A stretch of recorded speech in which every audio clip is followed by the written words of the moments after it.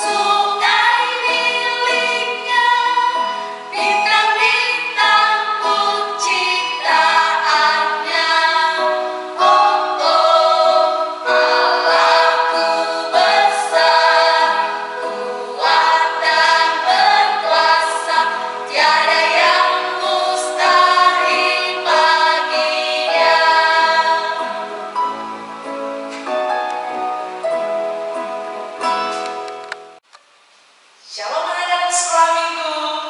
Hari ini sebelum kita mendengarkan firman Tuhan, Ibu harap semua anak-anak duduk tenang, kita berdoa.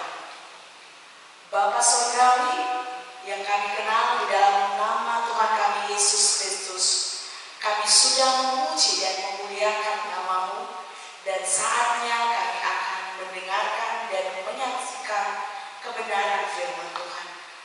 Mohon Engkau membuka hati sehingga kami dapat mengerti dan melaksanakan apa yang Tuhan kehendaki di dalam hidup kami. Di dalam nama Tuhan Yesus kami berdoa. Amin. Dahulu kala ada seorang panglima tentara Raja Aram yang gagah perkasa. Namanya Panglima Naga. suatu penyakit yang sulit disembuhkan oleh dokter, yaitu penyakit kusta. Panglima Naaman ini sudah berobat kemana-mana dan tak seorang pun dapat menyembuhkan penyakitnya. Pada suatu hari, ada perempuan tawanan perang dari negeri Israel yang menjadi pelayan istrinya. Dia berkata kepada istri Naaman,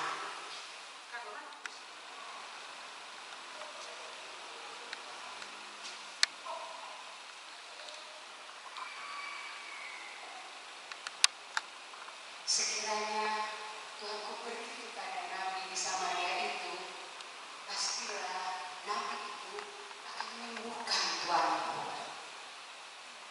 lalu ia memberitahukan hal itu kepada suaminya. Maka pergilah Naaman memberitahukan kepada Raja Aram.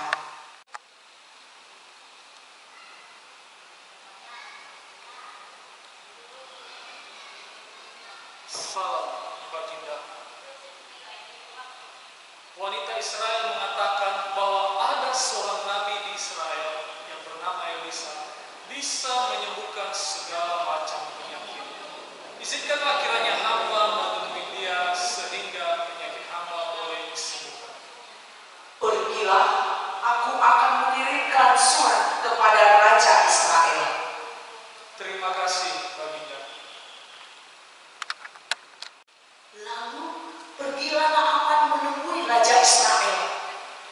Raja Israel marah dan berkata, "Allahkah aku ini sehingga dapat mematikan dan menghidupkan?" Sehingga Raja Aram mengirimkan pesan kepadaku supaya kusembuhkan tentara panglimanya yang berpenyakit kusta. Tetapi sesungguhnya perhatikan dan lihatlah, ia mencari gara-gara terhadap aku. Wah, ketika Nabi Elisa mendengar hal itu, maka dikirimkanlah pesan kepada raja. Pesannya begini, "Mengapa engkau mengoyakkan pakaianmu? Biarlah ia datang kepadaku, supaya ia tahu bahwa ada seorang nabi di Israel." Anak-anak, kemudian Naaman menemui Elisa. Namun Elisa menyuruh pelayannya menemui mereka.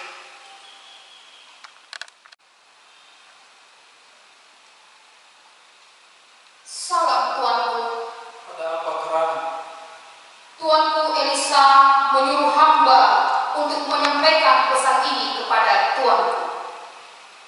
Pergilah Tuanku mandi ke dalam sungai Yordan sebanyak 7 kali. Maka tubuh Tuanku akan pulih kembali, sehingga tubuh Tuanku tahir. Aku sangka setidaknya dia keluar dan berdiri memanggil nama Tuhan Allah Israel dan menggerak-gerakkan tangannya di atas penyakitku ini. Bukankah sungai-sungai di Damsyik jauh lebih cantik dan indah dibanding seluruh sungai di Israel, dan aku boleh mandi di sana sehingga aku menjadi tahir?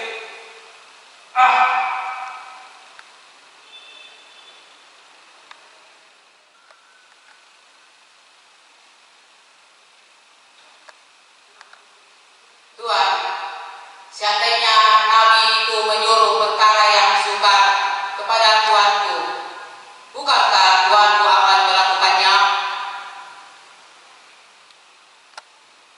Apalagi sekarang ia hanya berkata kepada Tuanku, "Mandilah, maka engkau akan menjadi tahir." Baiklah. Anak-anak, Panglima Naaman taat dan mengikuti apa yang dikatakan oleh abdi Allah tersebut. Maka turutlah ia membenamkan dirinya sampai 7 kali dalam sungai Yordan, sesuai dengan perkataan abdi Allah itu. Lalu pulihlah tubuhnya kembali seperti tubuh seorang anak kecil, dan ia menjadi tahir. Kemudian Panglima Naaman bersama dengan pengawalnya pergi dan menghadap Nabi Elisa.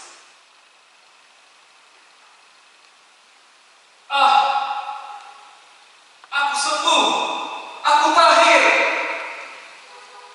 Sekarang aku tahu bahwa di seluruh bumi tidak ada Allah kecuali Allah Israel. Karena itu, terimalah kiranya suatu pemberian dari hamba-Mu ini. Demi Tuhan yang hidup, yang di hadapannya aku menjadi pelayan.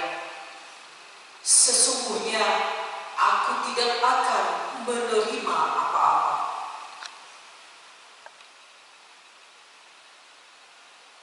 Jikalau demikian, biarlah diberikan kepada hamba-Mu ini tanah sebanyak muatan 2 pegal, sepasang pegal, sebab hamba-Mu ini tidak lagi akan mempersembahkan korban bakaran sembelihan kepada Allah lain kecuali kepada Tuhan.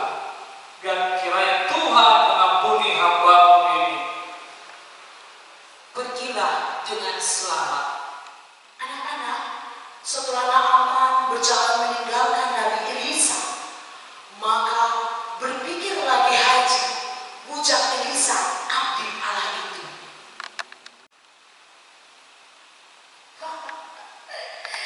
Sesungguhnya tuanku telah menyegani Naaman orang Aram ini dengan tidak menerima persembahan yang dibawanya.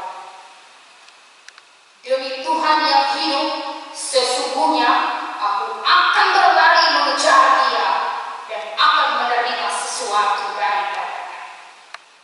Lalu Gehazi mengejar Naaman. Ketika Naaman melihat ada orang yang berlari, maka dia berhenti. Ada apa? Selamat tuanku, selamat tuanku. Tuanku Elisa menyuruh aku mengatakan, baru saja datang kepadaku 2 orang muda dari pegunungan Efraim, dari antara rombongan Nabi. Baiklah, berikan kepada mereka sekalita perak dan 2 potong pakaian. Oh, baiklah. Silakan ambil 2 talenta. Terima kasih tuanku. Permisi tuanku. Baru saja Gehazi masuk dan tampil ke depan tuannya, maka berkatalah Elisa kepadanya,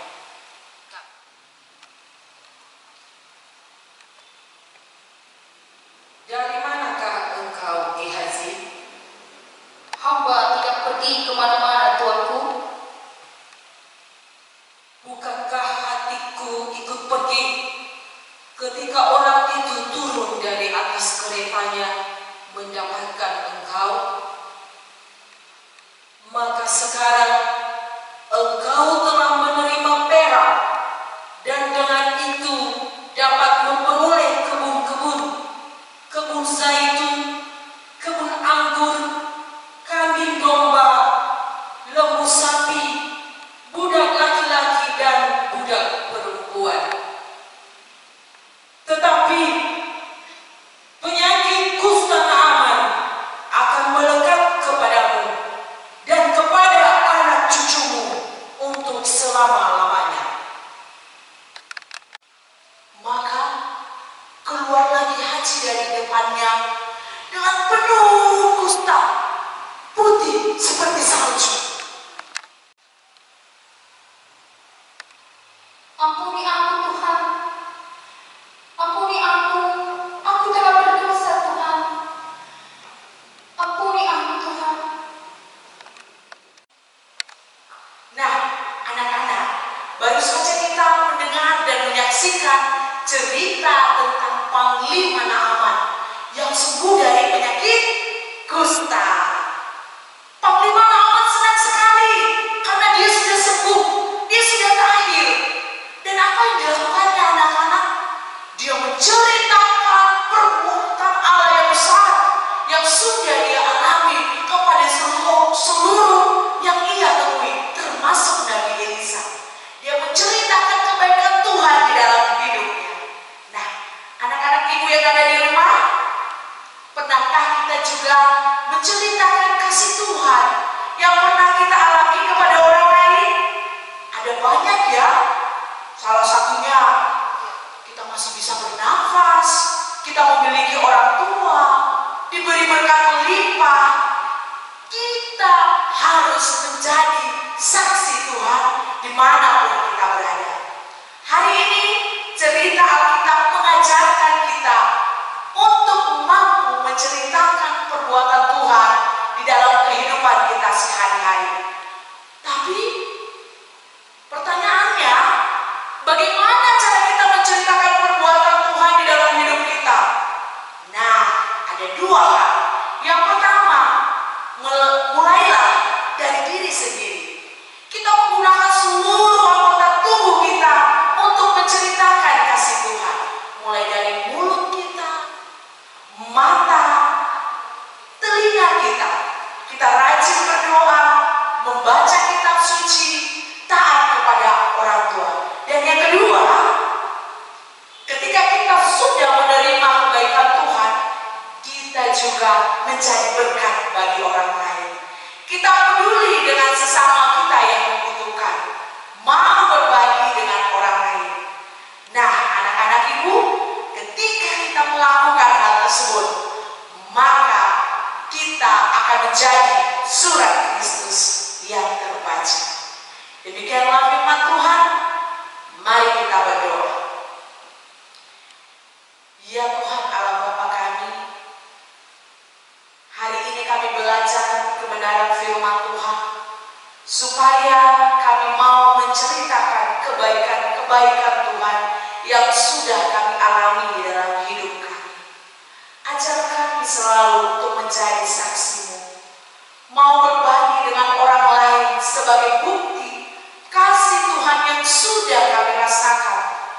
Terlebih-lebih kasih-Mu yang begitu besar melalui pengorbanan Yesus Kristus di atas kayu salib. Saat ini kami berdoa buat seluruh anak-anak sekolah minggu yang berada di rumah. Walaupun kami tidak datang beribadah ke gereja, tapi kami percaya Engkau melihat, Engkau memberkati, menyertai anak-anak sekolah minggu kami, sehingga mereka bertumbuh menjadi anak-anak yang menceritakan kasih Tuhan di dalam kehidupan mereka. Meskipun mereka masih terlalu kecil, tetapi Roh Kudus-Mu yang akan selalu mengingatkan mereka. Inilah doa dan permohonan kami hanya di dalam